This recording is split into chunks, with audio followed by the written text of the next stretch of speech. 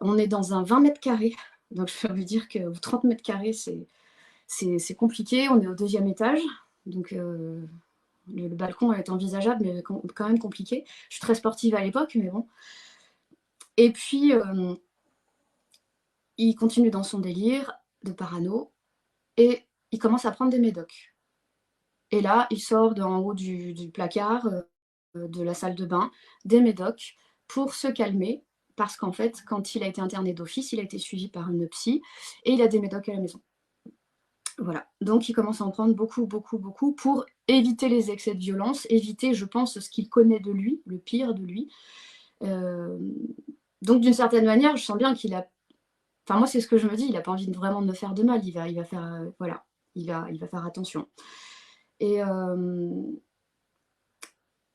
et de fil en aiguille, excusez-moi, il faut un peu de temps à reprendre le fil. Ça s'améliore pas, plus il prend des médocs, moins ça s'améliore. Et puis à un moment, les médocs font un peu effet et il s'assoupit. Il s'assoupit et c'est le pire moment de culpabilité de cette expérience pour moi. C'est que je me dis, je devrais pouvoir retourner à l'appartement, je devrais pouvoir trouver ces putains de clés, je devrais pouvoir crier au secours à travers la porte.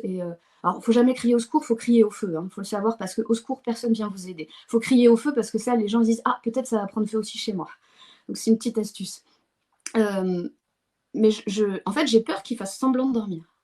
Donc j'en suis là. J'ai peur qu'il fasse semblant pour me tester et qu'il trouve le prétexte pour me tuer.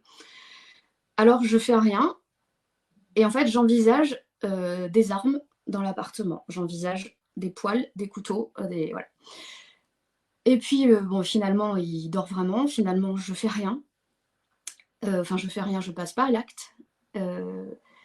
Et ma mère, parce que bon, le temps passe, et ma mère essaie de me contacter le lendemain. Lendemain matin, lendemain midi, elle n'a pas de nouvelles, elle trouve ça bizarre. Le lendemain matin, il est un peu plus calme.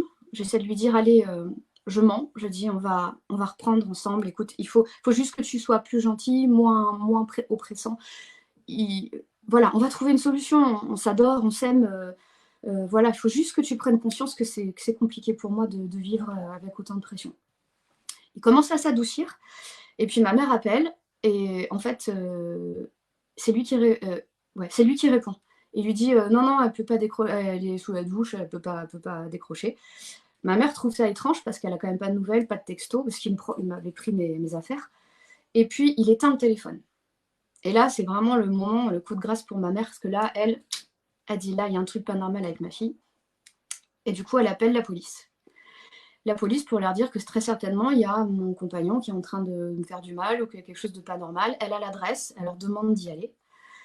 Bah, je vous passe les détails de peut-être la demi-heure de négociation au téléphone pour que la police prenne en considération ce que ma mère disait. Et ils finissent par réussir, enfin, ils finissent par se déplacer.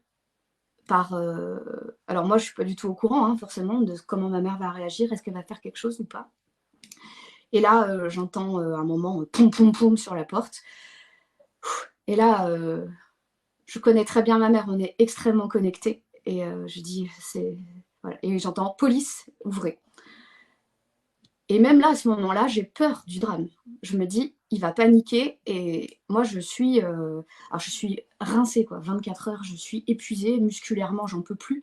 Parce que je suis tout le temps prête à amortir tout et n'importe quoi. Et là, je suis surprise, mais il ouvre la porte. Parce qu'en fait, il est surpris. Il est surpris, il ouvre la porte, et là, je cours, je m'engouffre. Il pose des questions, et je dis oui, oui, c'est moi, je pouvais pas sortir, c'est ma mère que vous avez au téléphone, voilà. Et puis, je sors. Et puis, bon, bah, l'histoire s'arrête pas forcément là, parce que je finis au commissariat pour déposer plainte. Euh, Bah, là aussi, très, très bizarre, ce dépôt de plainte, où le flic me dit bah déjà, mademoiselle, quand vous voulez quitter quelqu'un, bah, vous le faites comme tout le monde par texto. Hein. Vous n'allez pas chez les gens, vous n'allez pas dire ça à un homme parce que voilà, faut pas vous étonner de la réaction. Ok, donc ça, c'était presque normal pour lui en fait. Voilà, on dit pas je te quitte en face. Et là, le processus il est compliqué parce que je ne suis pas reconnue en tant que victime de ce que j'ai vécu. Donc, il accepte ma plainte pour menace de mort. Voilà. Mais il m'explique qu'il n'y a pas séquestration. Et alors, je vais vous ressortir ce que j'ai sorti presque pendant 20 ans. J'ai expliqué ça aux amis à qui je l'ai raconté. J'ai dit, ouais, il n'y a pas séquestration. Il m'a expliqué en fait que quand tu vas chez la personne et qu'il t'empêche de sortir, il n'y a pas séquestration parce que tu es allé chez lui de ton plein gré. Il aurait fallu qu'il vienne chez moi et qu'il m'empêche de sortir de chez moi pour qu'il y ait séquestration. Et je ne sais pas si vous entendez l'incohérence de ce que je dis, mais pendant 15 ans, j'ai dit ça et j'y ai cru. Parce que certainement en état de choc, le flic m'a dit ça et j'y ai cru et ça s'est imprimé dans mon cerveau. Et j'ai dit, ouais, voilà, pas de chance, c'est bizarre, mais la loi est mal faite, mais il n'y a pas séquestration.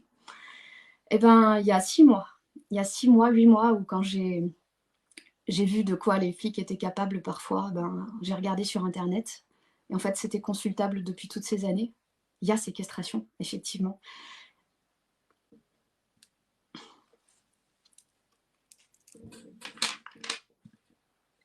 Pardon. C'est aussi un soulagement, en fait, de dire tant pis, j'ai pas besoin que les flics le reconnaissent. J'ai pas besoin que Google le reconnaisse non plus. Finalement, c'est pour moi. De me dire, quand même, quoi. Évidemment, quel que soit l'endroit, si ça vous arrive, il y a séquestration n'importe où. Vous ne pouvez pas sortir, vous ne pouvez plus bouger. Je vais pas faire un vilain jeu de mots, mais vous êtes confiné. C'est une séquestration. C'est une privation de votre, votre liberté de vous déplacer. Et ça, il n'y a pas de loi qui dit qu'il n'y a pas séquestration. Donc voilà, donc c'est aussi très compliqué parce que je crois que les flics m'ont pas cru, en fait. Ils m'ont pas cru, je sais pas ce qu'il a dit derrière. Il a très certainement dû avoir une histoire très différente de moi sur la plainte. Il a eu interdiction de m'approcher à plus de 5 mètres. Mais bon, on travaille ensemble, donc comment on fait quand on travaille ensemble? J'en ai pas parlé à ma hiérarchie, j'en ai pas parlé à mes collègues de travail, j'avais peur de perdre mon travail. Les relations sur le lieu de travail, c'était déjà pas très bien vu, j'étais pas en CDI. Donc j'ai rien dit. J'ai rien dit, j'ai regardé mon agresseur tous les jours au travail. Il m'a menacé une fois ou deux de me dire que je te retrouve pas dans le parking souterrain. Bon. Et puis j'avais du coup, je venais d'arriver au Pays Basque, j'avais pas vraiment d'amis, donc j'ai pas eu ces fameuses copines ou copains qui te tiennent en disant allez ça va aller machin. J'ai eu ma maman qui est restée habiter chez moi quelques semaines, quelques mois, et elle m'a vraiment beaucoup aidée. Et puis petit à petit, c'était horrible parce que j'avais le manque de lui, je l'aimais encore, et j'ai fait partie de ces filles qui disaient ça m'arrivera jamais.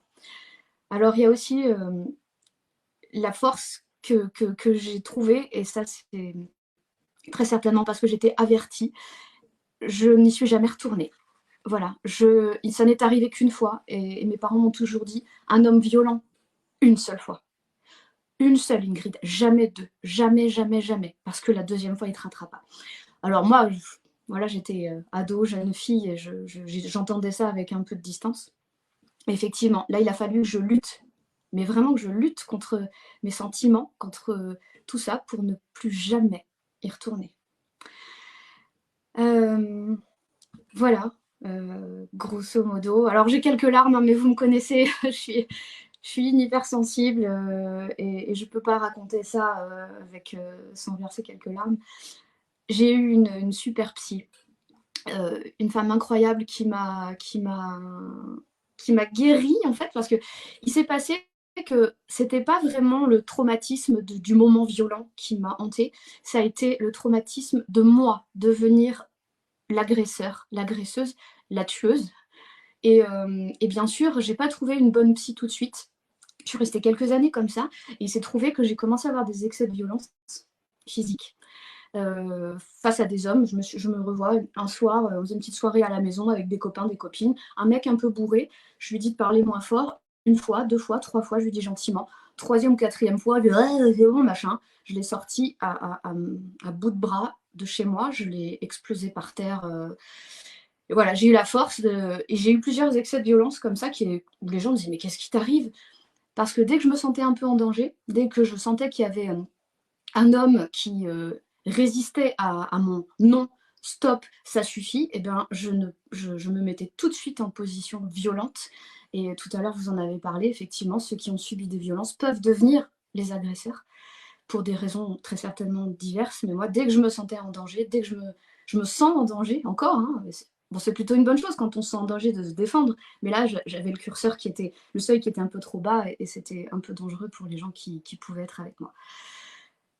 Donc voilà, j'ai fait un petit tour de mon histoire.